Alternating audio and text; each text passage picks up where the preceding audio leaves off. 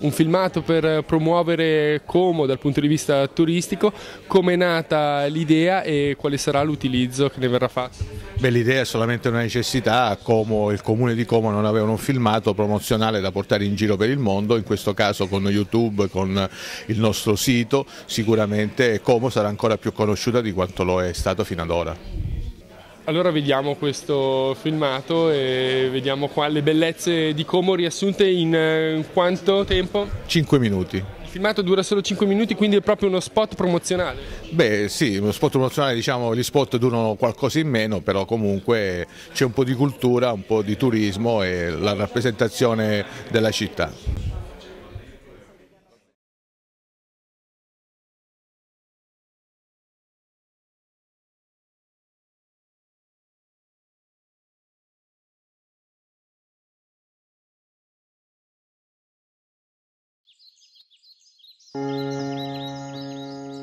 Como, a magical city, a fairy tale city, overlooking the deepest lake in Europe, the Lario. Described by artists and writers of all ages, it has provided the natural backdrop to both Italian and Hollywood films. It was during the Roman period that Novum Comum, founded in 59 BC by Julius Caesar, acquired its characteristic look with its fortified orthogonal layout, which is still visible today. Pliny the Elder and Pliny the Younger were both born in Como. Their statues can be seen in two of the niches on the facade of the cathedral. The cathedral is the right place for us to start our walk through history, discovering monuments and buildings of different periods and architectural styles. The cathedral's floor plan is in the shape of a Latin cross, with 3 naves and a transept, surmounted by the imposing Baroque dome.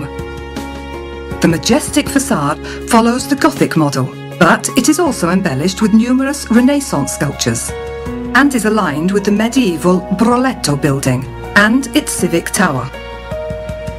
The Church of San Fedele is right in the centre of the city. We can also see the churches of San Provino and San Giacomo. There is the Basilica of San Carpoforo and the Basilica of Sant'Ambondio, famous for having 2 bell towers and a cycle of wonderful 14th century frescoes in the apse. Como's Romanesque style is characterized by the wise use of stone, which shows off the workmanship of the Maestri Comacini. The most evident historical period in the city is the Middle Ages, when, after suffering defeat by the city of Milan, Como was rebuilt and fortified with massive walls and towers that still surround the old town. By forming an alliance with Emperor Frederick I Barbarossa, Como got its revenge by taking part in the destruction of Milan and Comacina Island in about the year 1160. The same Barbarossa ordered the construction of the Baradello Tower on the ridge of hills to the west Como, which is now the Spina Verde Regional Park. From the top of this stone sentinel, you can look out over the city and over the plain towards Milan and the green hills of Brianza. The scientist Alessandro Volta, inventor of the battery, was born in Como in 1745. The city dedicated the Volta Temple, where his relics are preserved and displayed, and his name was given to the Liceo Classico, the grammar school, as well as to the beautifully kept Central Square. Numerous historical finds of great artistic and cultural value make Como the ideal place to spend a very pleasant holiday. You can visit the Paolo Giovio Archaeological Museum, the Giuseppe Garibaldi Historical Museum, and the Art Gallery. The city itself is even an open-air museum to rationalism.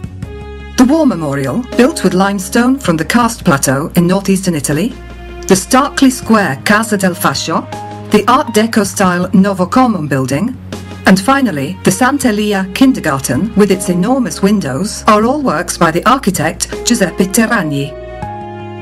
Other rationalist buildings are the Canottiere Lario and the fountain in Camerlata Square, which welcomes you into this beautiful town. With a short trip lasting just 7 minutes up the funicular, you can reach the beautiful small town of Brunate,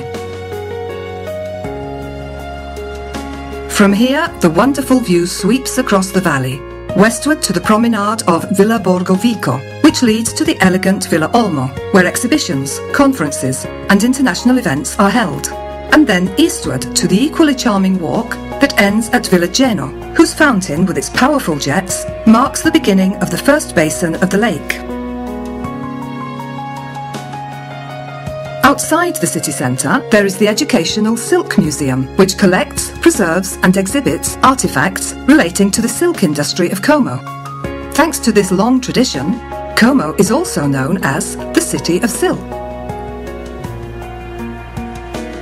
To allow visitors to make the most of their holiday, the Department of Tourism, along with Como Council, which is located in the historic Cernezzi building, provide tourist information offices, which you can find at the San Giovanni train station, the bus terminal near the lake, next to the cathedral, and by the adjoining social theatre. Como will never fail to amaze you, thanks to the cultural events that are always happening in the city, and to the unique characteristics of the area, which will leave you breathless.